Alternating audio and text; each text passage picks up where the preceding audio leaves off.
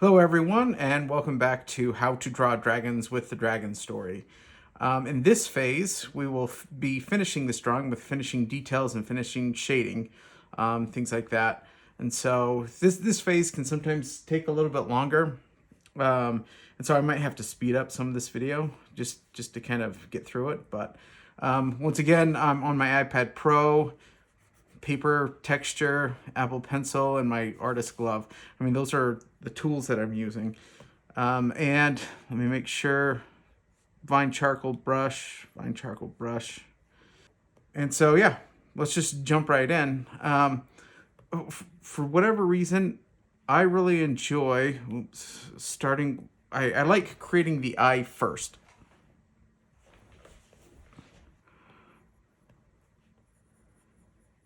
Because I think the eye gives it life and it kind of creates motivation for the rest. Like it's more exciting to bring the rest of the dragon to life. A lot of my eyes I base off of like like a horse's eye or a dog's eye. I use a lot of horses and dogs for reference. One of the reasons being those are animals that we tend to relate with more or connect with more. We see a lot more emotion and we just have better connections with those creatures. And since I want my dragons to be creatures that people connect with or people see personalities with, that's one reason I like creating eyes that are similar in structure. And I mean, if you take other drawing tutorials, usually the top of the eye is always shaded by the eyelid. And then it just kind of fades. So it's darker at the top, sometimes the edges. Make sure my brush size.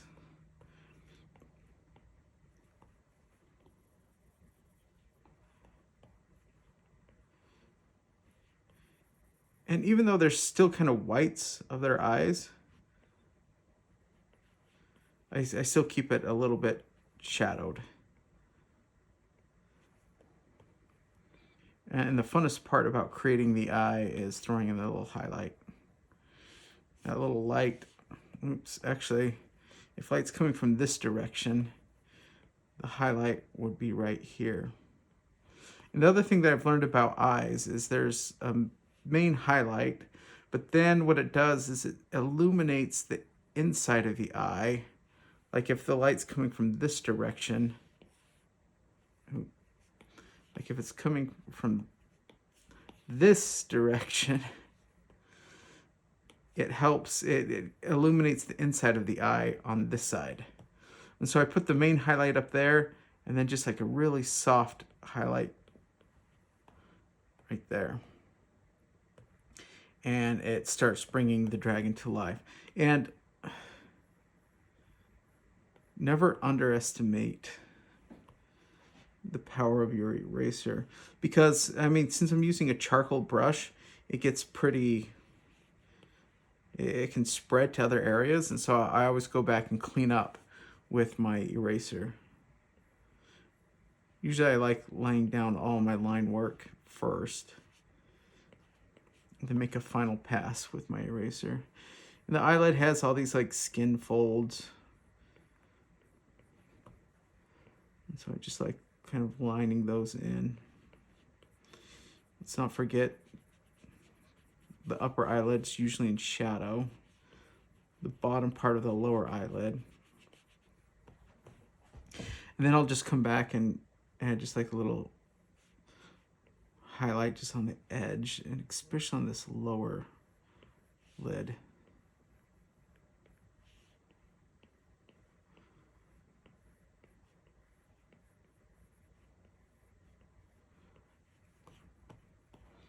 And that helps give it some depth.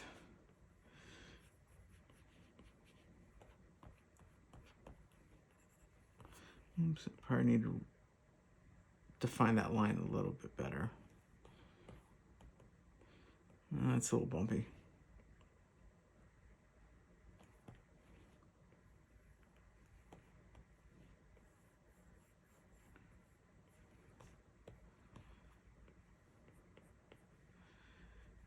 And then from there, what I do is I just start building out, and I end up adding like texture lines, because some dragons will have like a large scale set. I mean, I feel like since they're kind of reptilian, they always need some sort of texture, and that's why I end up using this line work a lot, just to help.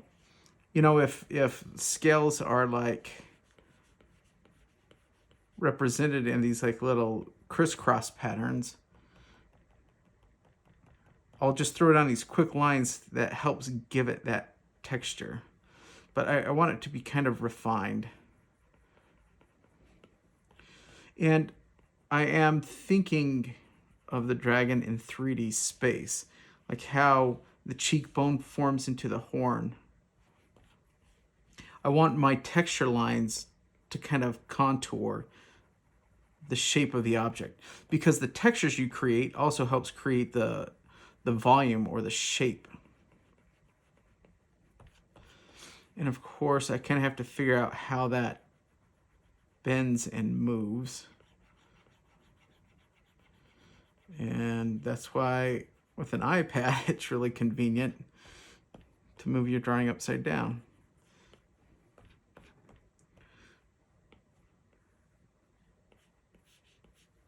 See, I think some of those lines are a little bit too thick. So I'll just soften them up with my eraser.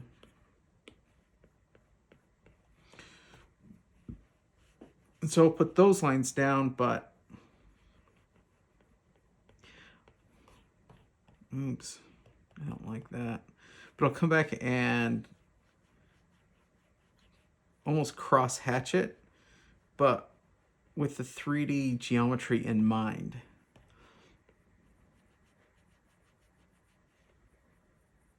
Because these little texture lines end up really helping to define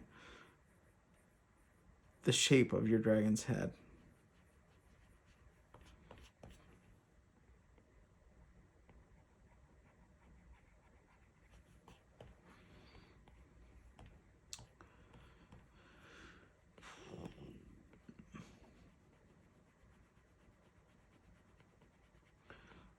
So a lot of times I'll lie down the texture lines and then come back with some shading on top of it.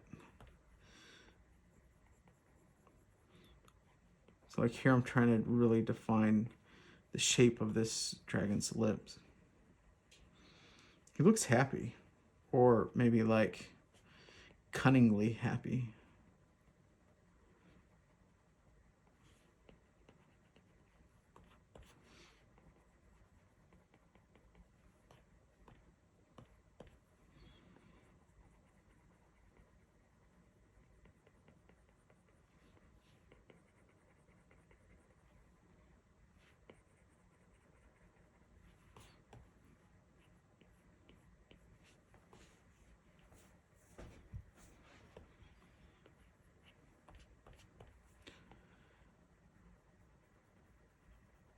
Of course, this process ends up being a lot more detailed.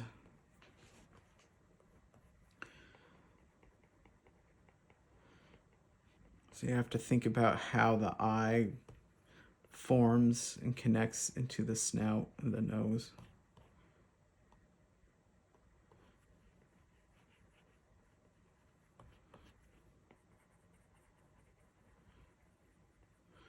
And so a lot of times I can define shapes and lines without necessarily drawing lines. If I have, these lines ending here,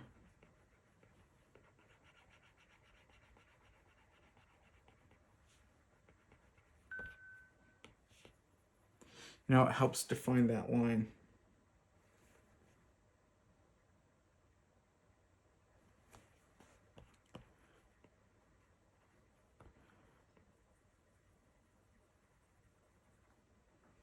Oops. Yeah, that's the worst when you're drawing and you're using your eraser. I guess that's not the worst. The worst is accidentally deleting your drawing.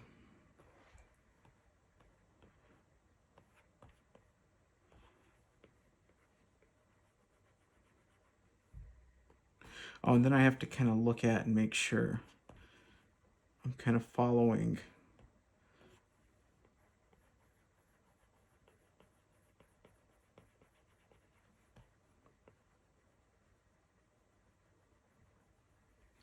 You know, the shape of the horn.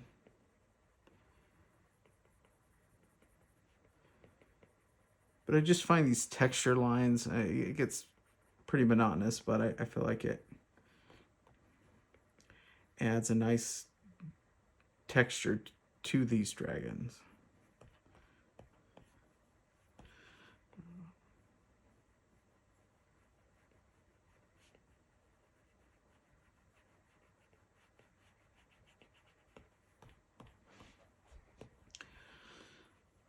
And then I'll come back, add a little bit of shading, you know, thinking about how the shape of the dragon's head divots in right there.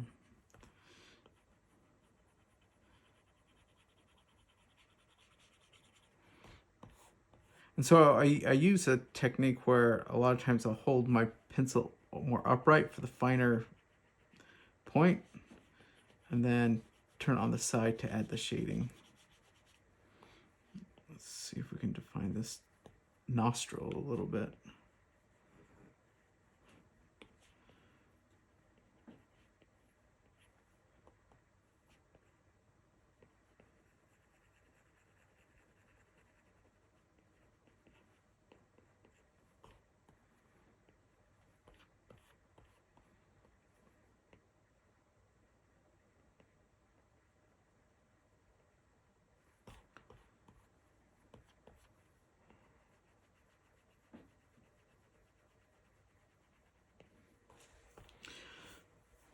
You know, I'm not too worried about these lines being exact because, I mean, they're all texture lines and I'm in really close. I suppose if you were painting this, your brush would create some of this because when you zoom back out, it all blends.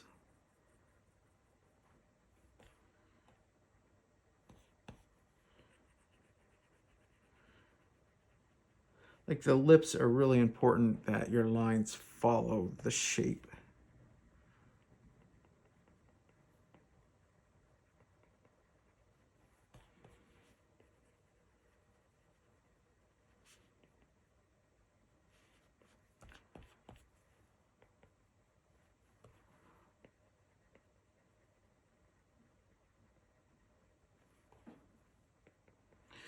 One of my problems is I'm so used to digital drawing. I love being able to spin my drawing around. I guess it's not as helpful if you're creating traditional art. But then I'm not moving my hand all over the place. It's just so convenient.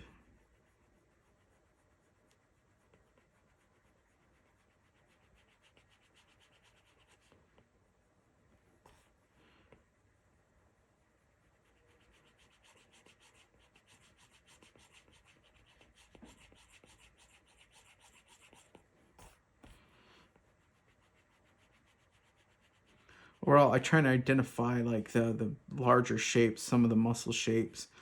And so that's why sometimes these lines could be really tiny, but then other times they're much larger to kind of capture the shape of the entire muscle.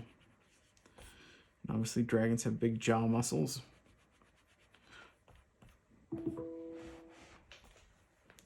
And the horns, I'll try to have a little bit thicker lines. And as horns grow out, you know, they kind of create this texture up to the point. Oops, it looks a little too stripy, but I'll try and do different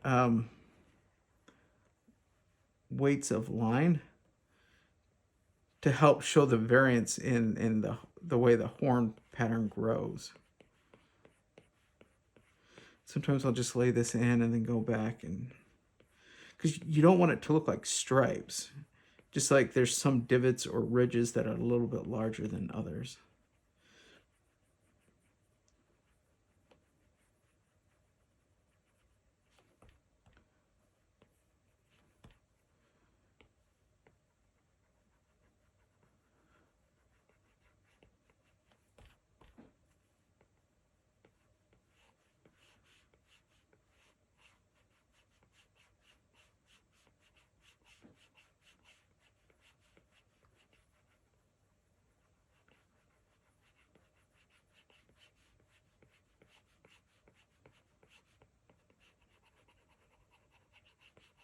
And there's a lot of bleed over from the shading that I did earlier. I'm not too worried about that. I mean, one of the benefits with digital drawing is the eraser is so much easier than traditional. And so I'll probably wait to clean that up until I finish this jaw, because I want the shadow underneath to be so much darker.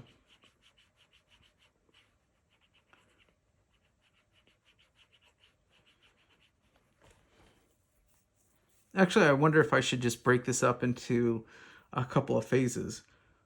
This phase is technically laying down the texture lines. Maybe we'll leave it at that and then do another pass of the shading.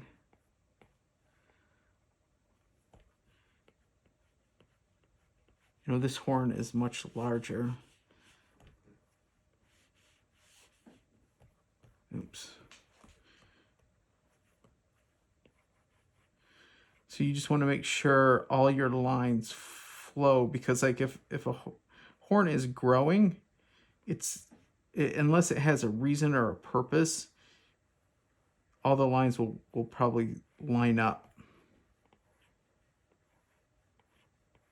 And there can be a little bit of twist in there, especially how it connects down here.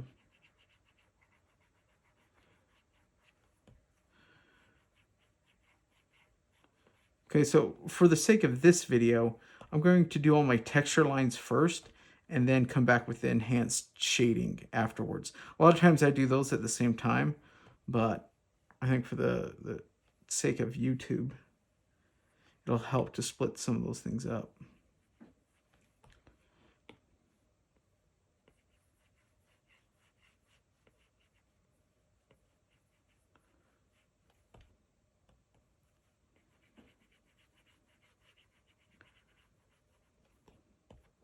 Oh, I gotta come back in here.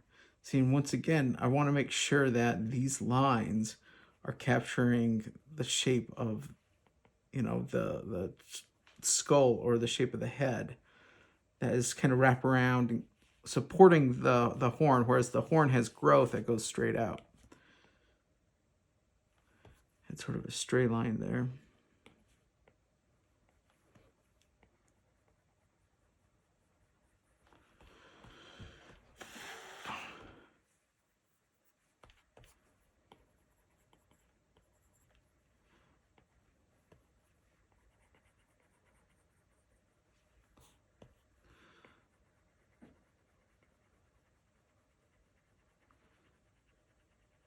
Just making sure the jaw is nicely defined.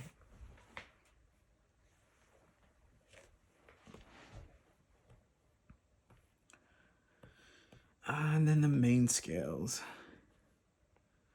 A lot of times I just throw in similar lines, because a lot of times I imagine that these are just smaller scales that grow up, so they're kind of like horns, but maybe not as thick.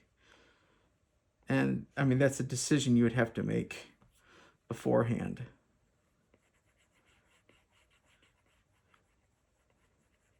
You know, in the way things grow, there's always some variance. So, I mean, all these lines basically go in the same direction, but I mean, they could all vary.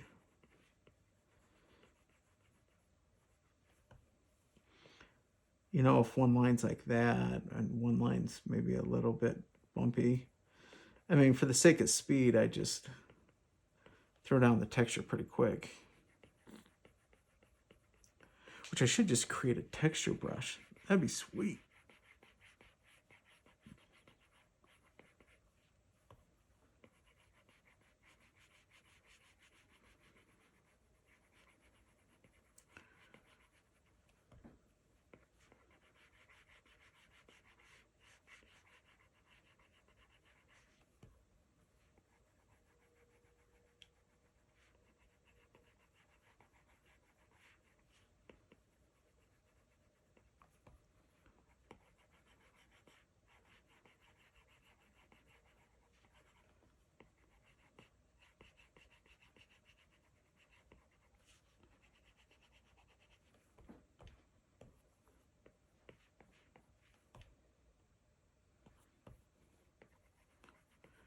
Just follow it right along.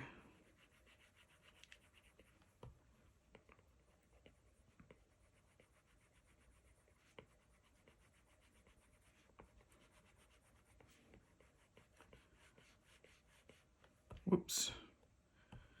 I mean, overall, I'm just adding these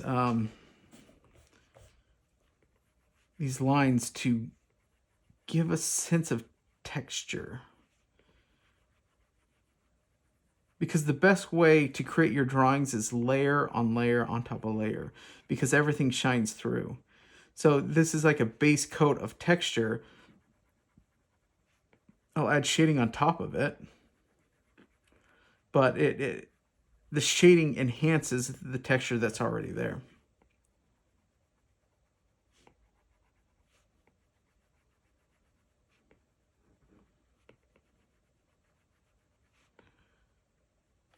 And maybe now you can see why I don't draw a ton of really large scale dragons, because,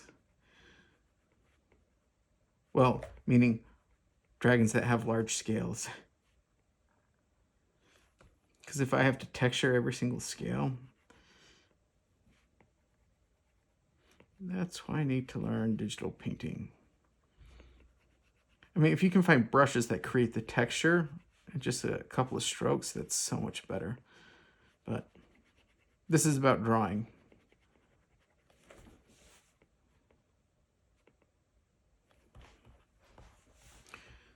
Laid that down.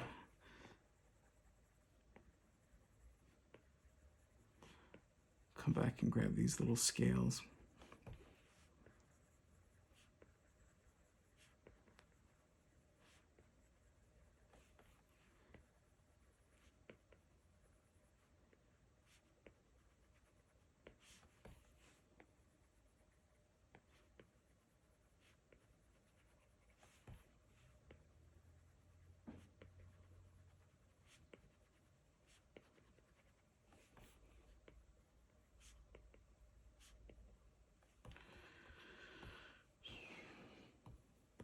Okay.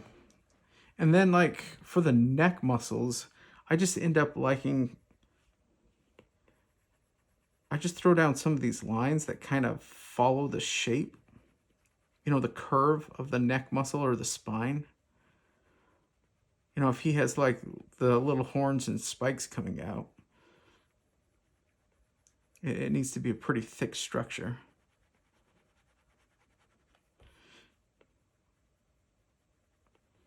And I can't reiterate enough how important it is that your line work follow the shape of your design.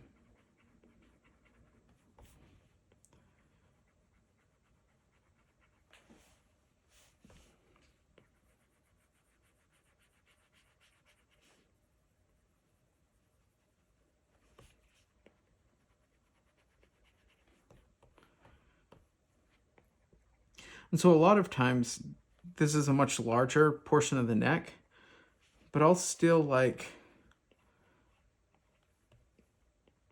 there'll usually be like just like a little ridge or a bump that kind of holds this.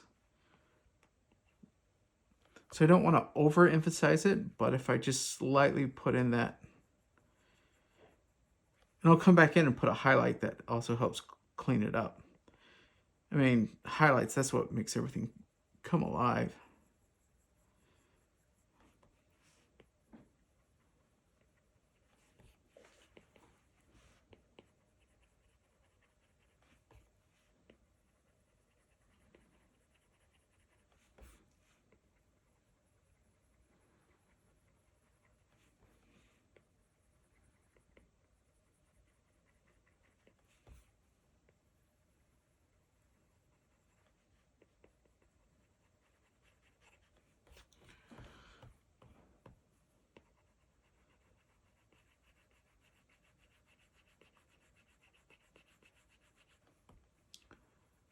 Expanding the distance of the line, because you don't want your line to come here and then here, because then that will create like a line right in the middle. If you want this to read as one piece, you want to make sure your lines are wrapping around that one piece. Because everywhere your line or the stroke ends, it kind of creates a certain definition.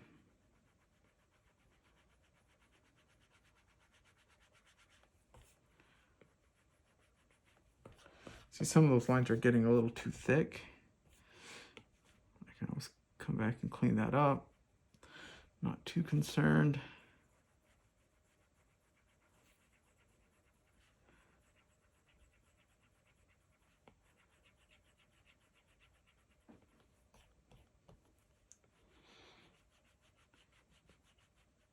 You do have to be careful that you don't end up doing this sort of line work. You want it to go there and then back and there and back. Obviously, I say that because you'll notice I just did that right there. And it's not the worst thing in the world if that gets left there, because usually any finishing work covers it, but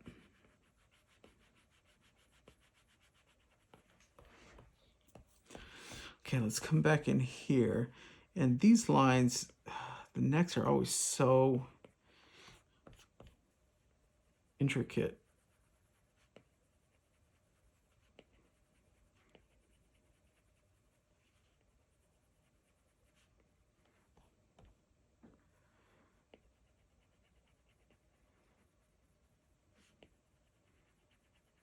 But I want these texture lines to kind of flow with that connection of the neck to the jaw.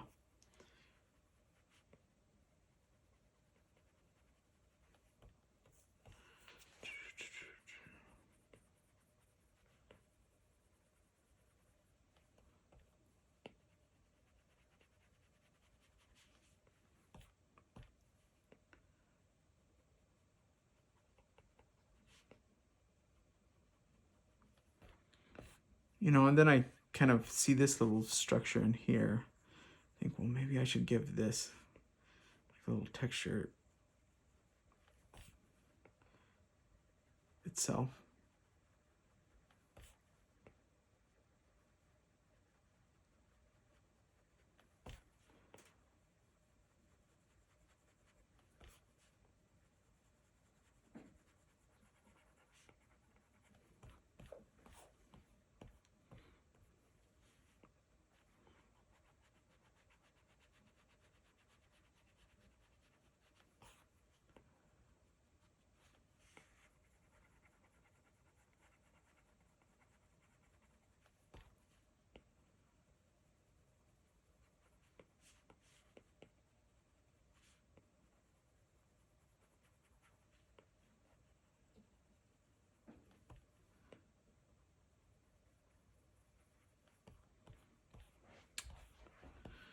I need to come back in here and add the texture to these scales.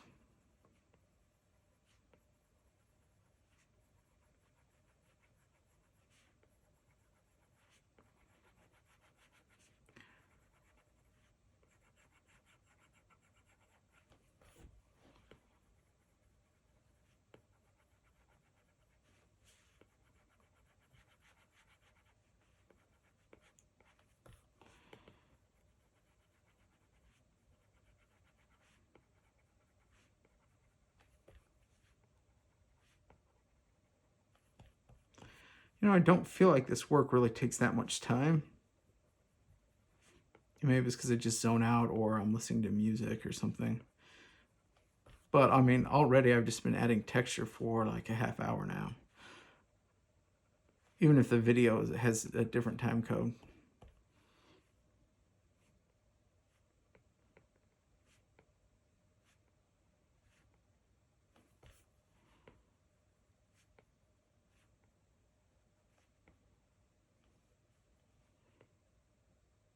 This gets kind of tricky in here because I have to think about the way the skin folds might connect or hold the larger kind of scales or the, you know, the little mini horn structures.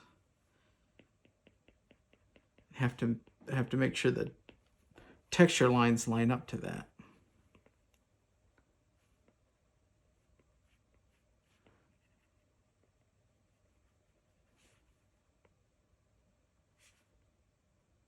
You know, and just to clarify, You know, if you have like a scale like this, I try to keep this texture separate from this texture that kind of curves up around the edge to help define the shape of the skin right there. So that's overall what I'm thinking, even though it gets kind of messy in here. So I don't know if it's obvious what I'm doing, but that's what I'm thinking.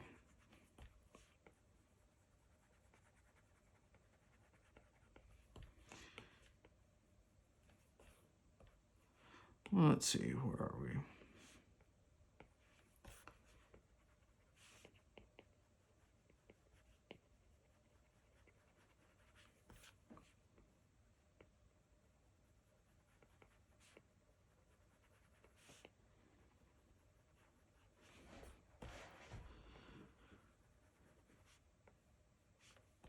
That's a little too large of a line.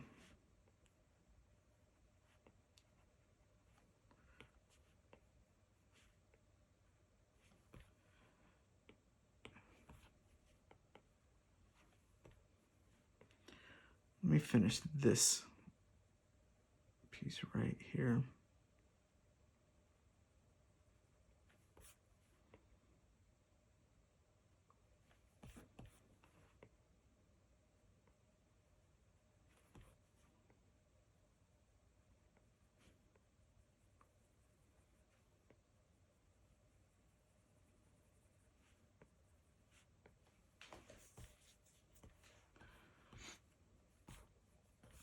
Okay, we're almost there with the texture pass. Let me add texture to these scales. Since they're growing outward like this, I want to make sure my texture lines follow that growth.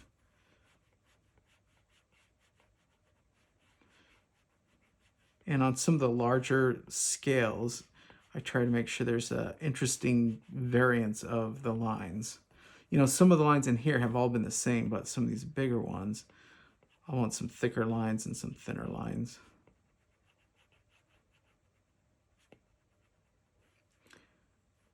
You know, and then these smaller ones I'll probably just keep with some standard texture lines.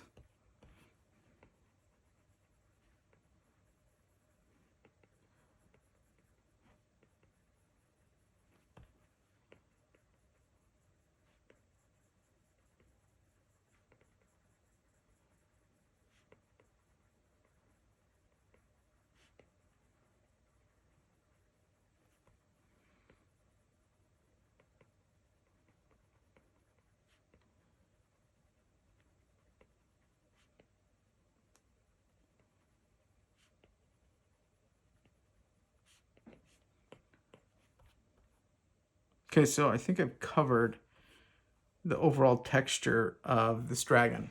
So, I mean, I finished the eye, but then I switched into just texturing everything, which I still like doing the eye first. So with the dragon drawing textured, I'll go back in and enhance the shading and put like final adjustments. And so I'll end this video here and then jump into the next phase, which will be the finishing. So once again, thanks for watching, and be sure to check in with the next video when we finish our dragon drawing.